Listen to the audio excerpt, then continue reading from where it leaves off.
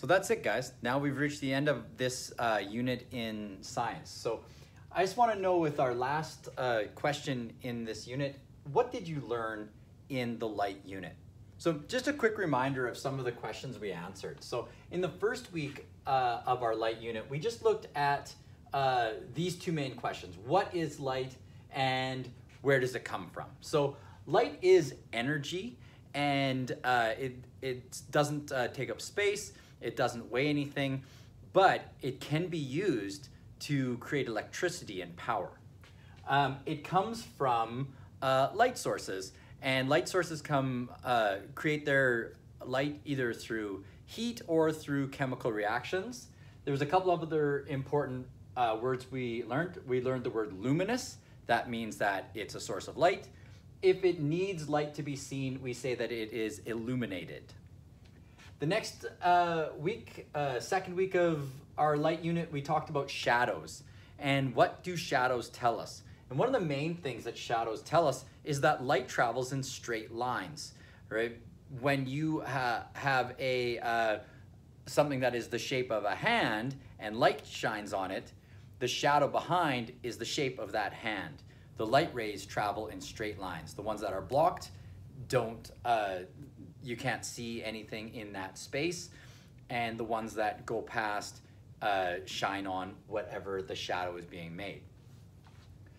In the third week, we talked about materials and how light travels through materials, or some materials, it doesn't travel through them at all. All right? If it is a completely see-through material, we say that that is transparent. If it's partly see-through, we say it's translucent.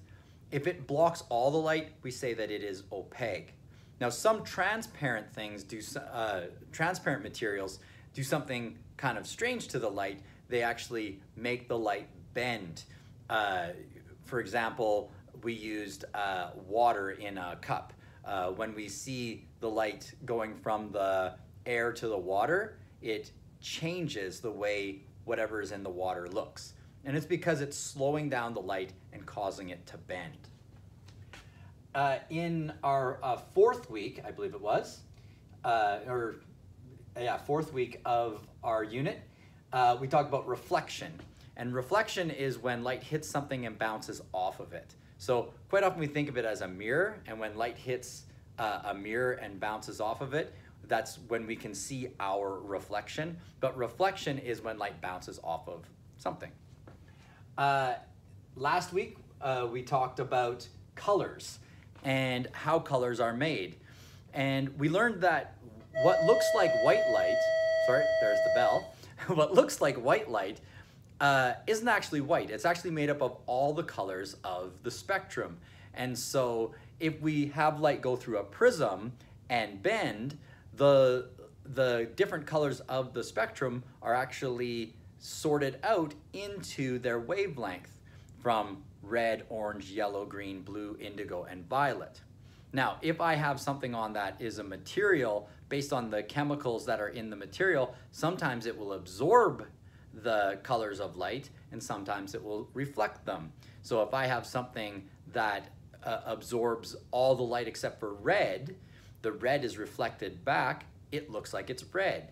If I have something that is blue, it absorbs all the colors except for blue. If I have a black shirt on, it absorbs all the colors, and so we don't see any color coming back, so it just appears to be black. If I have something that is white, it's reflecting all the colors, so it just looks white. That has to do with how warm some colors will feel.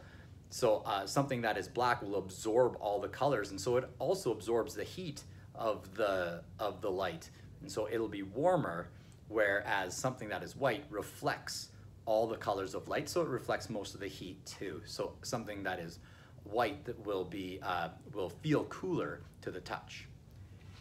This week we talked about how we use light, how we have invented different kinds of devices that make it so that we can take what we know about light and make it useful to us. So we've invented things like microscopes and telescopes and binoculars and magnifying glasses. And for people like me whose eyes don't work quite right, We have glasses, so it will refract the light to a way that makes it so we can see properly, right? So through our understanding of light, we've been able to see things better. And generally that has to do with adding lenses to a material or to a device. We did take a quick look also at our natural optical device, and that's our eyes, which have a lens in it that refracts the light so that it goes onto the retina in the back of our eyes, and it can be read by our brain that way. Okay guys, so I want you to think about what is the information that you've taken from this unit that you will remember. What did you learn? What do you know now that you didn't know when we started this unit? All right guys, make sure you answer that question. Have a great weekend. Thanks.